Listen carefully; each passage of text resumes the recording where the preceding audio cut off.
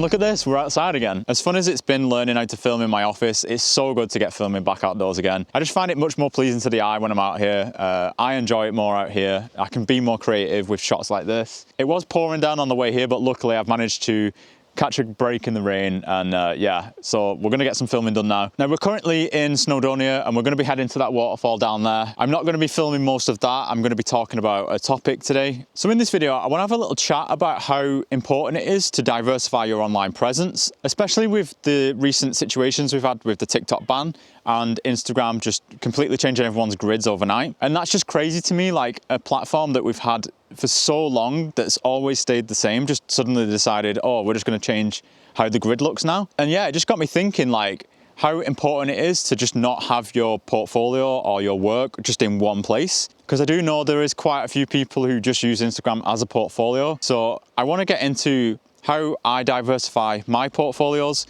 and how I can hopefully help you guys diversify yours too.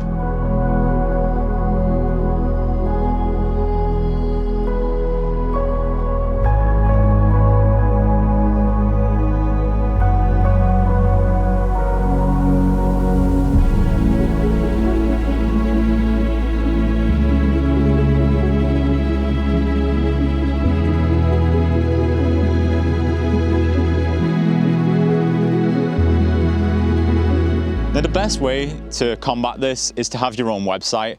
I feel like a website is very important if you're a creative freelancer or you're a creative that's looking to start to make an earning from your creative work. A website just gives you full control over how your work is displayed online, and it's a better way to share your work with clients rather than just sending them an Instagram link. Now, I do feel like this would be the perfect time to segue into a Squarespace sponsor if I had one. So Squarespace, if you do see this and you like the content that I make, do get in touch. But yeah, as I was saying, a website gives you full control on how you want your work to be displayed, and you can do other things on there like have a blog, newsletter, run a little community on there, whatever it is that you want to do.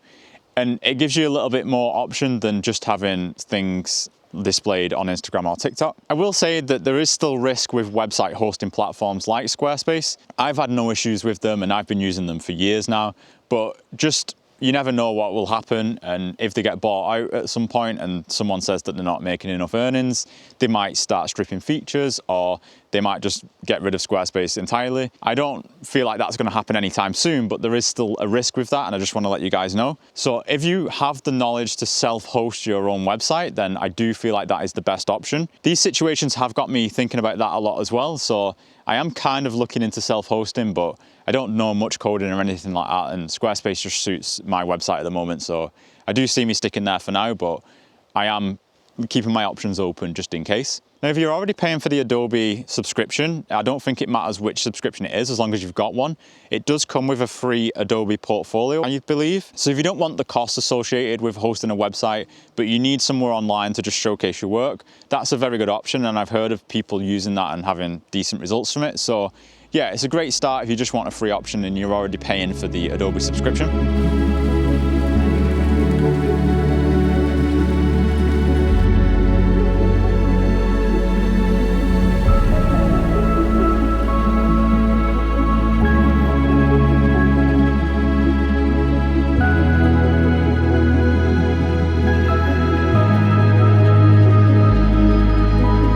I feel like another important thing to have right now is having a network that's outside of the main social media apps. Now, this is something that I've been diving into over the past 2 years. I've started to use LinkedIn a little bit more, and I do think LinkedIn sometimes gets overlooked with creatives, and it's been quite a powerful platform, and I've made quite a lot of new connections and had a lot of like work leads come from there. And to be fair, most of my work comes through LinkedIn, but I've started to use it a lot more now rather than just trying to find work. So yeah, LinkedIn's quite a powerful tool in networking and finding new creatives to connect with. But then another thing that I recommend is joining some sort of a community. Now, I run a community myself called the Freelancer Tea Room, and it's a Discord community that I set up for freelance creatives to get together, to connect, share experiences, share their work, things like that. It's been invaluable to me and a lot of the other members. I've met loads of new people through that platform, and I know other people have met new connections as well. It's just been a great place to like get information on freelancing. I know a lot of people have been made redundant this year and they've just took the plunge into freelancing, so they've had a lot of help there. just on how to price their work and what they need to do in terms of like portfolios and pricing structure, contracts, things like that. So yeah, I feel like joining a community is a really handy thing for a creative freelancer. You don't necessarily have to join my community. There's thousands of communities out there, and they're not always on Discord. There'll be WhatsApp groups and things like that. And just, yeah, find a community that is tailored to what your work is or what your creative passion is. And then you just like bounce off each other, and it helps you grow as a creative. If anyone does want to join my community, I don't really want to leave the link out there. I don't want a ton of people spamming at the moment. We have got 400 members at the moment, but I don't want a flood of people coming from YouTube. So leave a comment in the description and I'll DM you a link if anyone's interested. But yeah, I don't just want to put the link out there publicly on YouTube just yet, just because I am always a bit scared that we'll just get like an influx of people that are only coming just for work leads. We do have work leads in there, but it's rare, and it's more about building a community, helping each other, and just generally having like a friendly community with freelancers. Sometimes freelancing can be quite lonely, and this now feels like we've got a team going. I'd said there's always someone in there who's willing to help and give advice, and it's just an amazing community that we've got now. We have started doing some online video calls lately. We had a Christmas quiz and that went really well, but I'm looking to build on that this year, and I'm hoping to do some in-person meetups in places like this as well. So yeah, if you are interested in joining, do let me know. And I'll try and get the link sent over to you. I'm really trying to tailor it so it's just people that want to be a part of a community, because it only works if people are there willing to chat and help each other.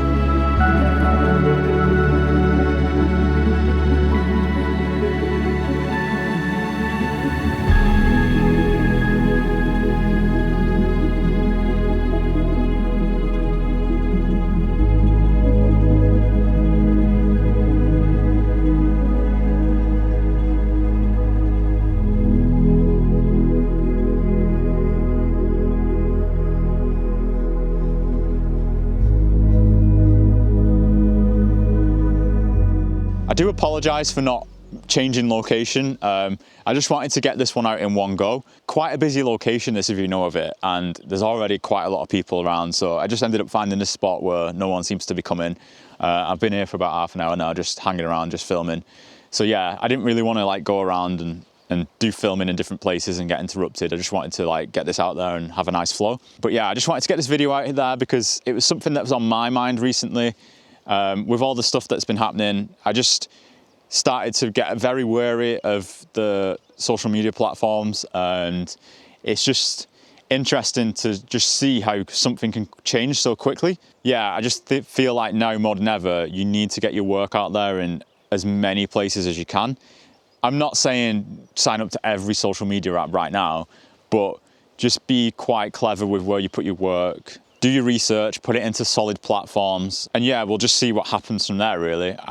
I mean, I don't see Instagram ever going away. It's too big for that now, but I do see them constantly like trying to change things. I did see that they're trying to put story highlights into the grid now. I don't know how that's going to work, but that's just going to be a mess. So I feel like I'll stop doing story highlights after that. But yeah, the main takeaway is website is most important right now, just because you've got full control over that. And yeah, it's a lot more secure and less fragile than some of these social media apps are at the moment.